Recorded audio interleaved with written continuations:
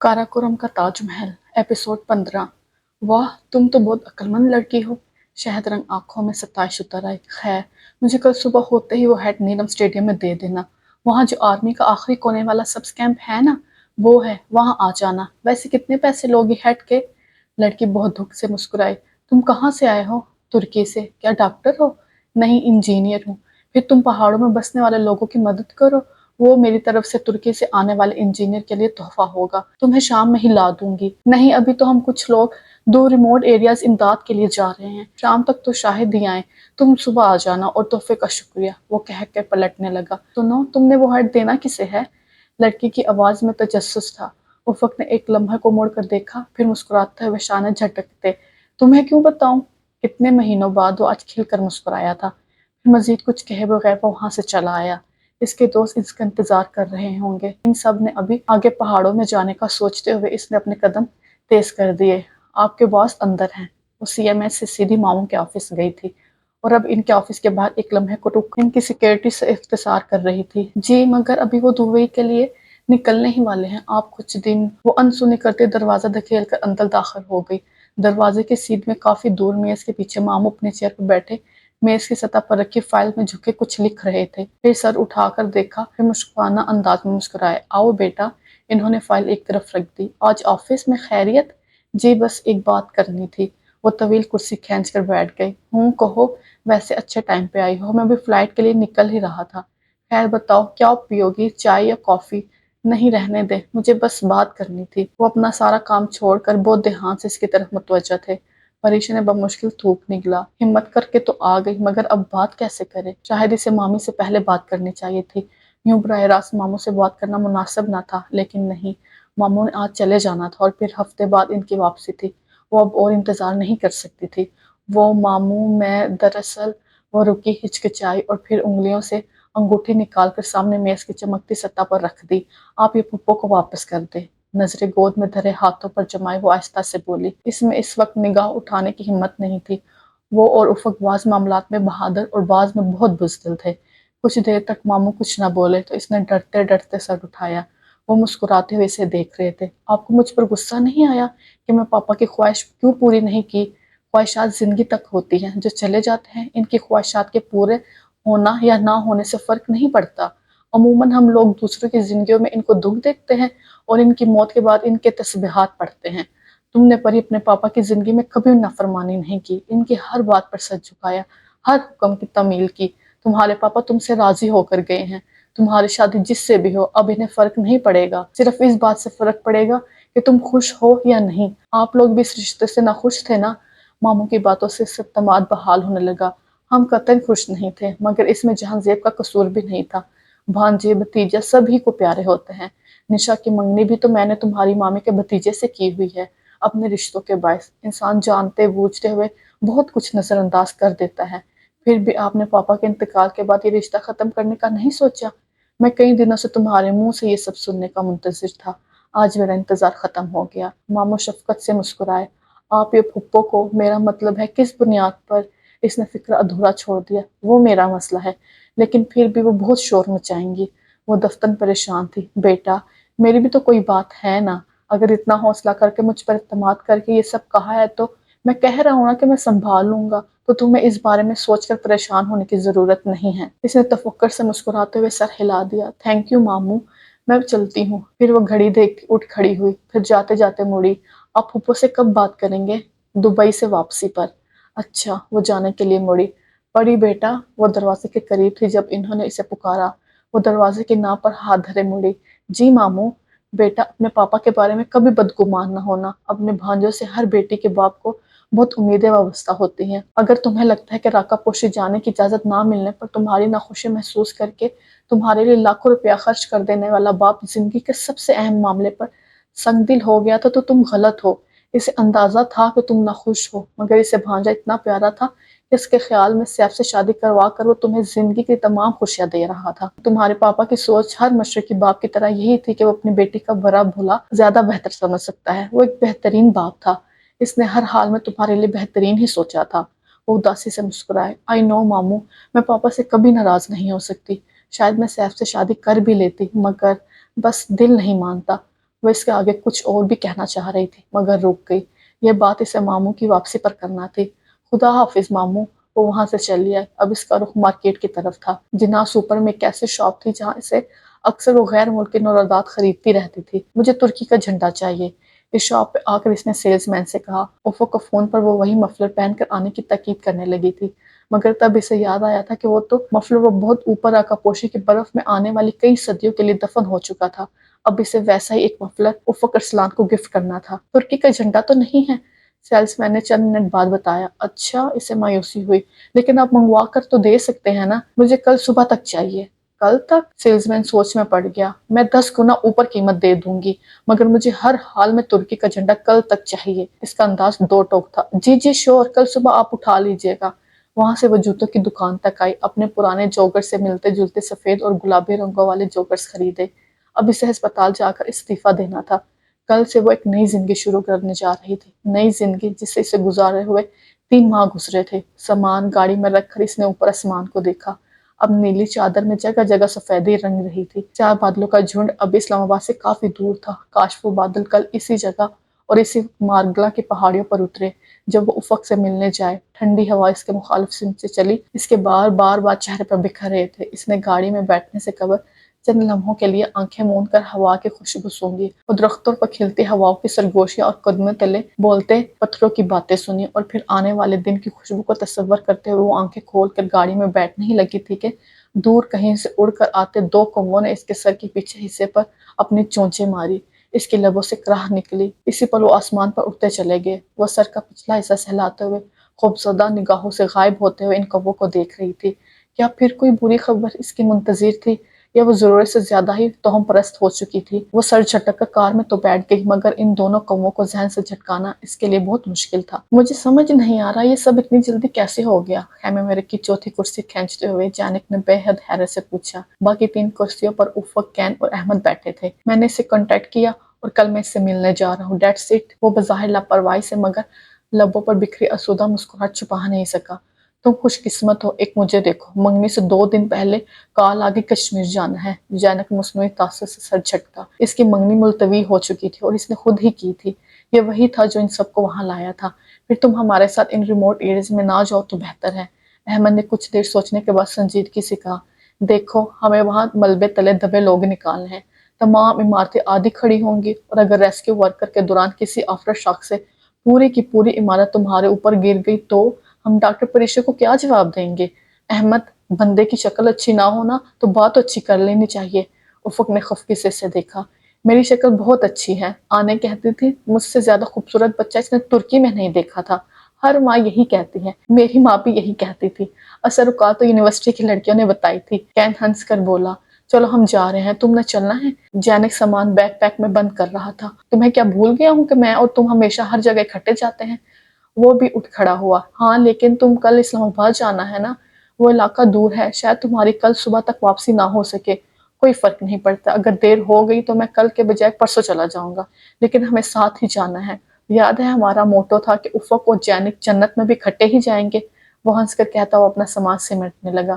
بات صرف جینک کے ساتھ جانے کی نہیں تھی، اس کا دل اندر ہی اندر ان لوگوں کا سوچ کر تڑپ رہا تھا جو اتنے دن گزرنے کے بعد بھی ملبے تلے دبے تھے، آج جنہوں نے مظفرآباد سے چند لوگوں کو زندہ نکال لیا تھا۔ سو اسی امید تھی کہ وہاں کچھ جانیں تو ہوں گی جنہیں وہ ظالم پتھروں سے نکال سکیں گے۔ ان کے گروپ میں کراچی یونیورسٹی کے کچھ سٹوڈنٹس، چند جوان اور وہ چاروں ترک تھے۔ ہیلی کاپٹر نے انہیں 2 پہاڑوں دور ایک جگہ اتارا تھا، جہاں سے 6 گھنٹے پیدل سفر کر کے وہ ایک بستی پہ پہنچے تھے جہاں 8 اکتوبر کے بعد کوئی نہیں آیا تھا۔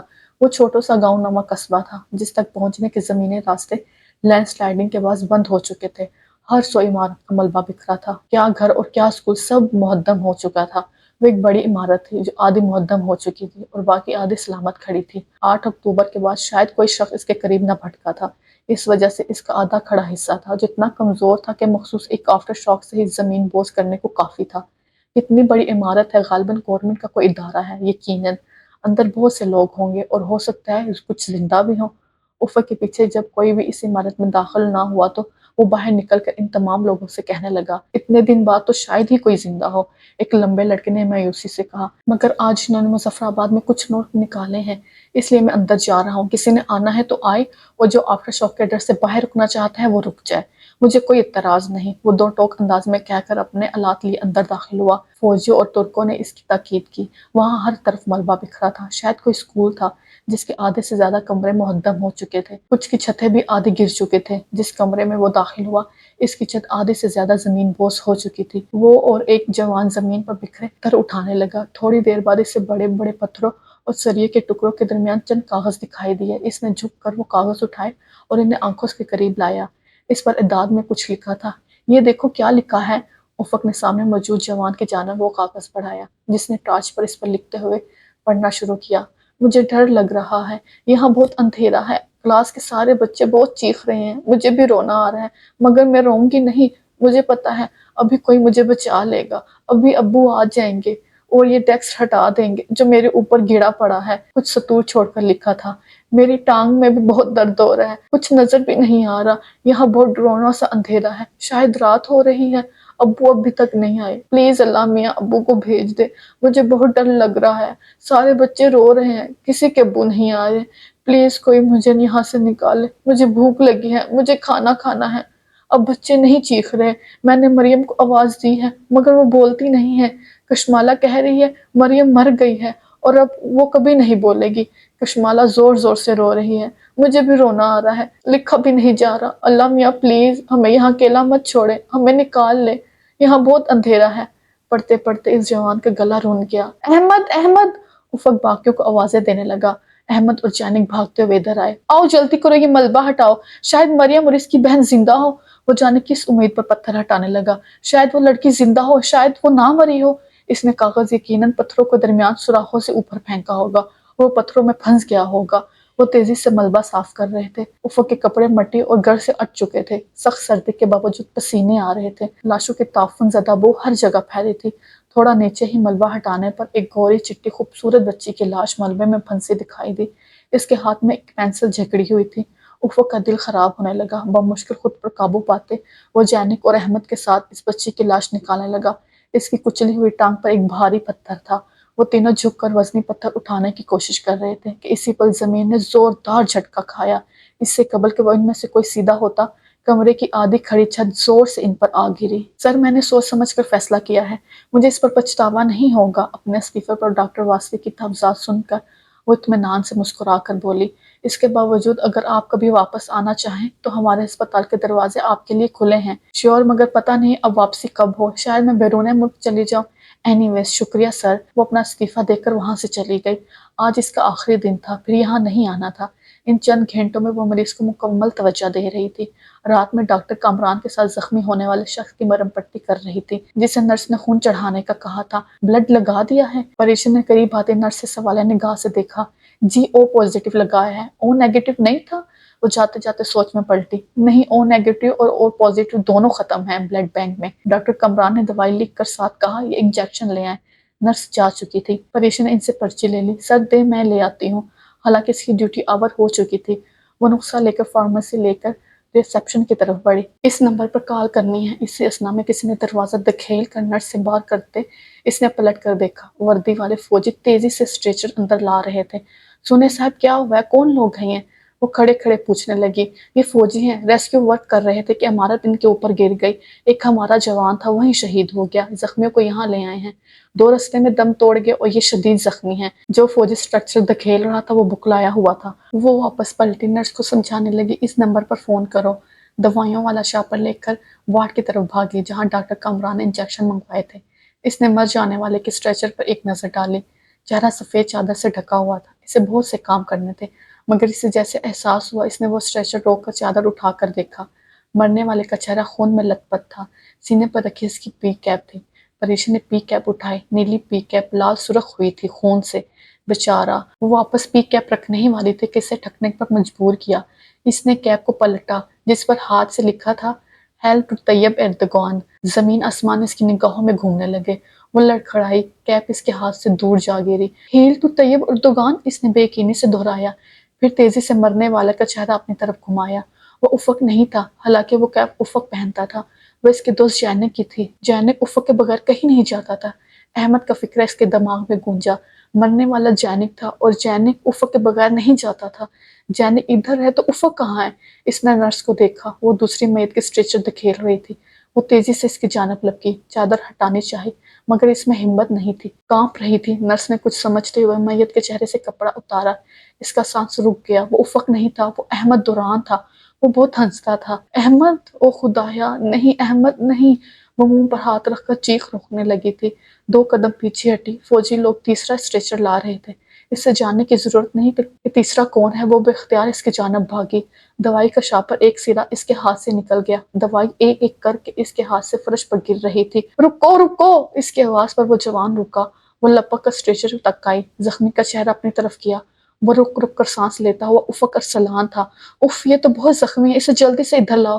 وہ کانپتے ہاتھوں سے اس کے ساتھ اسٹریچر دھکیلتا ایمرجنسی میں آئے۔ ڈاکٹر واسی پلیز جلدی انہیں دیکھیں ورنہ یہ مر جائے گا، جلدی کریں، خون بہت بہہ گیا ہے۔ اسے فوری طبی امداد دیتے ہوئے ڈاکٹر واسی نے نرس سے کہا، اس کا بہت خون بہہ گیا ہے، اس کا گروپ چیک کر کے بلڈ کا بندوبست کریں۔ Blood group? پریش نے چونک کر دیکھا، مجھے پتا ہے اس کا بلڈ گروپ او نیگیٹو ہے۔ وہ بینک کی طرف بھاگی۔ اسے یاد آیا یہ تو ختم ہے۔ خدایا، وہ خون کہاں سے لائے؟ افق کو شدید خون کی ضرورت تھی، اور وہ کہاں سے لائے؟ اس نے سوچنے کی کوشش کی، اس کے عزیز رشتہ دار کسی کا اس گروپ میں ہو۔ تب اس کے ذہن میں خیال بجلی کی طرح گزرا، سیف! ہاں، سیف کا گروپ او نیگیٹو ہے۔ وہ بھاگ کر استقبالیہ میں آئی۔ نرس کسی سے بات کر رہی تھی۔ اس نے نرس سے ریسیور چھپٹا اور سیف کو کال میں لائے۔ وہ اتنی بری طرح ہراساں تھی کہ بھول گئی کہ اس کے پاکٹ میں بھی فون ہے۔ سیف کا نمبر ڈائل کر رکھا تھا، دماغ معاف تھا۔ تیسری گھنٹی پر سیف نے ہیلو کیا۔ سیف پلیز، پیمز میں ایمرجنسی ہے، بلڈ چاہیے۔ سیف، کیا ہوا پری؟ امی تو ٹھیک ہیں؟ وہ ہائی بی پی کی مریضہ تھی، اس کا دماغ اس کی طرف گیا۔ مگر ایک زخمی ہے، گروپ او نیگیٹو ہے، اسے سخت خون کی ضرورت ہے۔ تو ہسپتال سے لو نا، زلزلے میں اتنا تو دیا گیا تھا۔ جو تھا لگ گیا، اگر ہوتا تو تمہیں کہتی، تم بس فوراً آ جاؤ۔ پریشا، میں مصروف ہوں، میں نہیں آ سکتا۔ سیف، خدا کے لیے وہ مر جائے گا، تمہارے آفس کے قریب ہی تو ہے۔ صرف افق کی زندگی کے لیے اس نے ایک بار پھر منت کی تھی۔ کہا نا نہیں آ سکتا، کسی دوسرے اسپتال سے لے لو۔ سارے شہر میں ختم ہو گیا ہے کیا؟ وہ بیزار ہو کر بولا۔ مگر ہمیں فوراً چاہیے یار، کیا مسئلہ ہے؟ میں میٹنگ میں ہوں۔ اچھا، 1 گھنٹے تک آتا ہوں۔ گھنٹے تک نہیں سیف، اس کے پاس وقت نہیں ہے، وہ مر جائے گا۔ میں تمہاری منت کرتی ہوں، آ جاؤ سیف۔ تو میں نے کون سا زخمی کیا ہے؟ میں مصروف ہوں ورنہ آ جاتا۔ 2 کروڑ کا منافع مل رہا ہے، مجھے اس سے یہ کھونا نہیں چاہتا، اور مجھے تنگ مت کرنا بھائی۔ وہ ریسیور پکڑے ساتھ کھڑی رہ گئی۔ نہیں سیف کو میری بات سمجھ نہیں آئی، شاید وہ دوبارہ ایکسپلین کروں تو آ جائے۔ اس نے کال ملائی، اس نے کٹ کر دی، پھر ملائی، موبائل آف کر دیا۔ پریشا کو اپنا دل ڈوبتا ہوا محسوس ہوا۔ 2 کروڑ کے لیے سیف اس کی زندگی نہیں بچا سکتا تھا؟ اپنے سیر و خون سے 2 بوتلیں نہیں دے سکتا تھا؟ 2 بوتلیں، 2 کروڑ! سیف کے لیے چند منٹ نہیں تھا، وہ پریشا کی ساری زندگی تھا۔ وہ آپریشن تھیٹر میں آخری سانسیں لے رہا تھا۔ میرے خدا، اتنا اچھا انسان، اس نے کیا کسی کا بگاڑا تھا؟ تمہارے دوسرے لوگ نوٹ گن رہے ہیں، اسے بچا لو خدا، اسے بچا لو۔ وہ دل ہی دل میں دعا کرتے اس بغالیہ سے افق تک آئی۔ ڈاکٹر اس پر جھکے تھے، وہ زخمی بے سود پڑا تھا۔ ڈاکٹر واسطے نے پریشا سے پوچھا، خون ملا؟ اس نے مایوسی سے سر ہلایا۔ اس کے زخم بہت گہرے، خون ملا تو شاید یہ بچے ورنہ مشکل ہے۔ سر، آپ میرا سارا خون لے لیں مگر اسے بچا لیں۔ وہ رو دینے کو تھی۔ آپ کا گروپ کیا ہے؟ او پوزیٹو۔ مگر سسٹر کہہ رہی تھی مریض کو او نیگیٹو ہے، آپ کا بلڈ نہیں لگ سکتا۔ ڈاکٹر پریشا، آپ کی ڈیوٹی ختم، آپ گھر آرام کریں۔ اس نے ان کی ٹھیک سے بات بھی نہیں سنی، وہاں سے بھاگی۔ اسے دوسرے ہسپتال سے بلڈ گروپ منگوانا تھا، ہر حال میں افق کو بچانا تھا۔ بیچ کاریڈور میں اسے کسی نے روک لیا۔ ڈاکٹر پریشا، وہ جانی پہچانی شکل کا 18-17 سال کا لڑکا تھا، آپ کو او نیگیٹو خون چاہیے؟ آپ کسی سے فون پر مانگ رہی تھی؟ میرا او نیگیٹو ہے۔ کسی نے اس کے مردہ جسم میں روح پھونک دی۔ میرے ساتھ آؤ۔ وہ لڑکے کو کھینچ کر آپریشن تھیٹر لے آئے۔ مل گیا بلڈ سر۔ اس لڑکے کو دوسرے بیڈ پر لٹایا اور نالیاں جوڑی۔ وہ ایک ایک قطرہ افق کے جسم میں داخل ہو رہا تھا۔ وہ پلکیں بھی نہیں جھپک رہی تھی کہ خون کی بوتل کہیں غائب نہ ہو جائے، منظر بدل نہ جائے۔ اسے خوف آ رہا تھا۔ پریشا، ریلیکس کریں، آپ پچھلے کئی گھنٹوں سے ڈیوٹی کر رہی ہیں۔ پریشا کو اس حال میں دیکھ کر ڈاکٹر گرین ماسک کے پیچھے سے بولا، وہ ان کو کیسے بتاتے کہ وہ شخص اس کی زندگی ہے؟ ایک وقت تھا اس کی بس ٹانگ زخمی تھی اور وہ اس کے لیے 4 راتیں ٹھیک سے سوئی نہیں تھی، اب بھلا کیسے جا سکتی تھی؟ خون بوند بوند افق کے جسم میں داخل ہو رہا تھا۔ ECG مشین پر اس کے دل کی دھڑکن ترچھی لکیروں میں ظاہر ہو رہی تھی۔ پریشا کا دل ڈوب رہا تھا، اسے مزید نہیں دیکھا گیا۔ وہ باہر چلی گئی، اب فوجی بھی نہیں تھے، جانے کہاں چلے گئے تھے؟ اس نے فرش پر گرا اپنا دوپٹہ اٹھا کر کندھے پر ڈالا، وہ کانپ رہی تھی۔ افق، اگر کچھ ہو گیا وہ کیا کرے گی، کہاں جائے گی؟ دعا کے لیے ہاتھ اٹھائے، خدایا اسے بچا لو۔ اس کی دعا دم توڑ گئی، آنسو ٹپ ٹپ گرنے لگے۔ ایک دم کیا ہو گیا، وہ اتنے خوش خیال میں گھر جانے والے تھے، اسے تو کل افق سے مارگلا کے پہاڑیوں پر ملنا تھا، اسے پتہ بھی نہیں چلا کہ وہ فرش پر بیٹھ کے پھوٹ پھوٹ کر رونے لگی۔ زندگی کیوں اس کے ساتھ ہمیشہ ایسے کرتی ہیں، کیوں اسے خوشیاں راس نہیں آتی؟